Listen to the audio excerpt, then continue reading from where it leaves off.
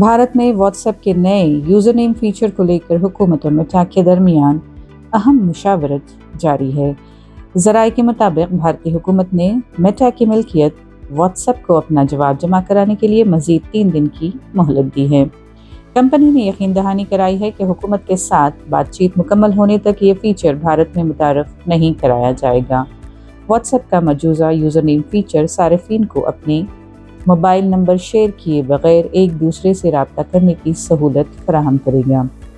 इस फीचर के ज़रिए सारिफिन फ़ोन नंबर के बजाय एक मुनफरिद यूज़र नेम इस्तेमाल करेंगे और चैट कर सकेंगे। पिछले चारशंबे को भारतीय हुकूमत ने मेटा को नोटिस जारी करते हुए कहा कि इस फीचर से online fraud, fishing, digital arrest के नाम पर होने वाले स्कैम्स और दूसरों की शनाख्त इस्तेमाल करके धोखाधड़ी में इजाफा हो सकता है।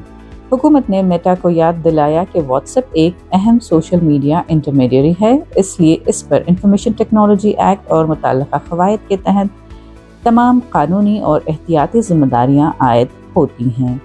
हुकूमत ने व्हाट्सएप को हिदायत दी है कि इस फीचर को उस वक्त तक मुतारफ़ न कराया जाए जब तक हुकूमत के साथ मुशावरत मुकम्मल न हो जाए और हुकूमत इस पर इत्मीनान का इजहार न करे।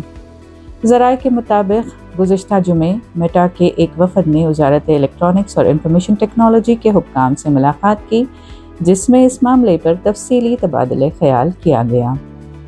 उधर व्हाट्सएप के तर्जुमान का कहना है कि यूज़र नेम फीचर अभी तक फ़आल नहीं किया गया है और इसे इस साल बतदरीज मुतारफ़ कराया जाएगा। कंपनी ने वाज़ेह किया है कि व्हाट्सएप इस्तेमाल करने के लिए बदस्तूर मोबाइल नंबर का होना ज़रूरी होगा।